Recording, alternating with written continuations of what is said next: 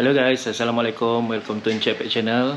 Pada video kali ni saya nak tunjuk satu video untuk korang mengetahui simptom-simptom motosikal ataupun skuter Modenas Elegant, tanda-tandanya bila nak habis bateri. Okey, antara simptom-simptom kalau motor korang nak habis bateri ialah bila korang start kunci, voltage meter akan rendah dan kadang-kadang display meter ni akan blank sekejap masa kita start enjin dan dia akan restart semula. Simptom yang ketiga, nanti korang akan tengok saya akan tunjukkan sebentar lagi. Susah nak start lah. Okey, jom kita try. Kita buka kunci.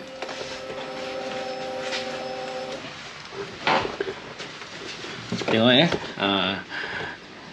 bateri dekat sini dia menunjukkan 11.9 dan 12 volt. Macam mana korang nak check? Korang boleh tekan kat butang tengah ni, tekan sekali dia akan tunjuk suhu, tekan lagi sekali dia akan tunjuk voltage meter. Sekarang dah 11.9.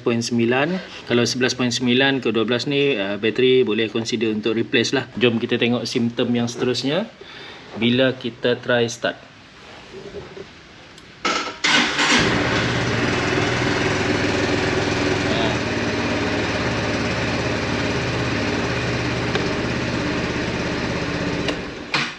Meter dia tu dia akan restart. Itu antara tanda-tanda bateri dah nak habis lah.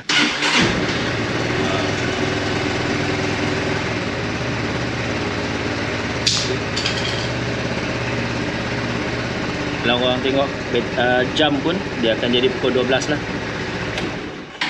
Kita try untuk tukar bateri Macam mana kita nak tukar bateri? Okey, sekarang kita pergi buka dulu seat ni. Bahagian dalam ni korang just buka dua skru sini. Okey, bila dah buka korang just angkat benda ni dan dalam tu ada bateri, nampak tak? Korang buka ni.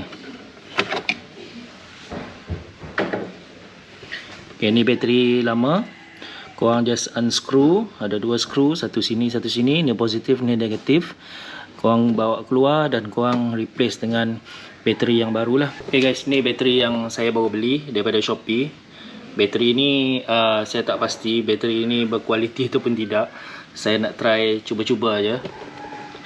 Untuk bateri Modenas Elegant korang kena guna YTX 12BS. Kita buka yang negatif dulu.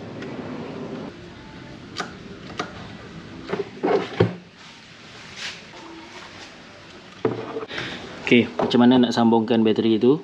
Okay, ini ada negatif, positif. Masukkan positif, pusingkan macam ni.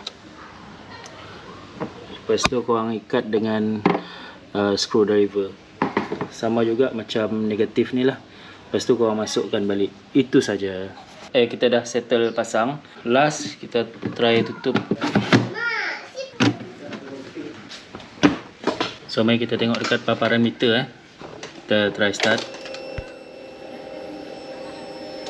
Sekarang dah 12.3. So sekarang saya rasa tak ada masalah untuk kita start kot. Kita try start Tengok ada restart lagi tak dashboard ni. Tak ada dah. One kick only. Okay guys, jadi video saya sampai di sini sahaja. Kita akan sambung di video yang lain. Kalau rasa video ni bermanfaat, korang boleh share dengan kawan-kawan korang macam mana cara nak tukar bateri untuk Modenas Elegant 250. Sampai kita jumpa lagi di next video. Assalamualaikum, bye bye.